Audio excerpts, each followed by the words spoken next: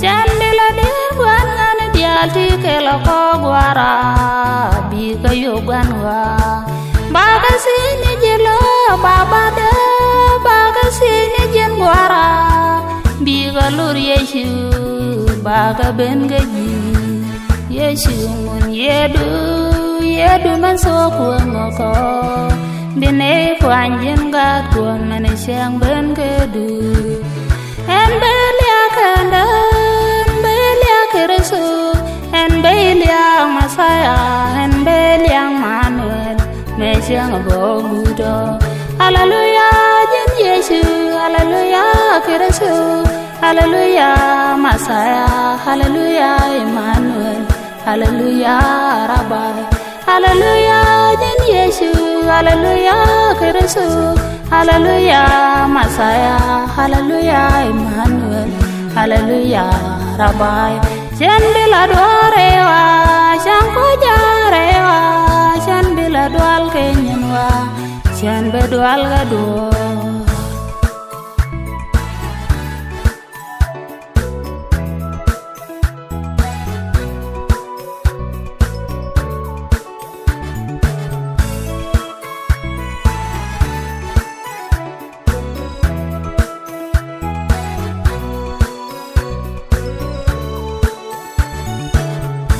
daga seden gwan yangi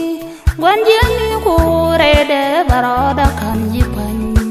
rewana rewa biga lur yesu baga ben gaji yesu mun yedu man so kuangoko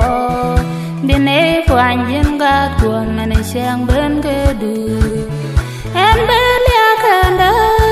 belia Kristu en beliang Masaya en beliang Manuel mesiang bogudo haleluya jen Yesu haleluya Kristu haleluya Masaya haleluya Emmanuel haleluya Rabai haleluya jen Yesu haleluya Kristu haleluya Masaya haleluya Emmanuel haleluya Rabai Shandela dorewa shanko jarewa shandela dual kenyenwa shanbe dual gado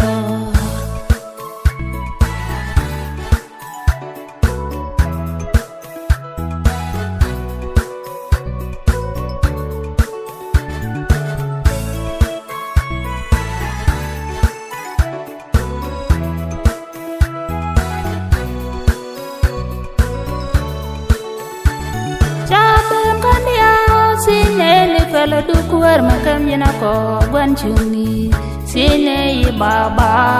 sine ni jilor kuar min gor ko gune ne bible kam ya ko je daga je balana roidu yesu me bum je de gurani ria ko yesu mun yedu man so kuangoko bine kwanjen ga kuang mane siang ben kedu en belia kanda belia Kristu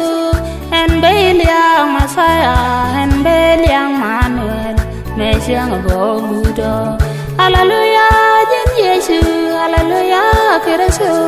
haleluya Masaya haleluya Emmanuel haleluya Rabai haleluya jen Yesu haleluya Kristu haleluya Masaya haleluya Emmanuel haleluya Rabai Shandela dorewa shanko jarewa shandela dual kenyenwa shanbe dual gado